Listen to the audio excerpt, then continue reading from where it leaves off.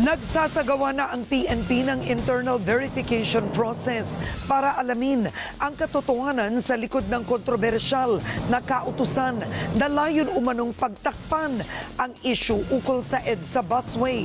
Ito'y matapos lumabas ang sinasabing PNP memorandum na naglalatag ng stratehiya para umano makontrol ang pananaw ng publiko sa issue ng EDSA bus lane kung saan dumaan ang isang police convoy noong February 25. Sinasabi doon na manahimik at hayaan na lamang ang PNP Public Information Office na magkomento sa issue. Inaatasan din ito ang Police Community Affairs and Development Group na gumawa ng hakbang para malihis ang atensyon ng publiko sa usapin.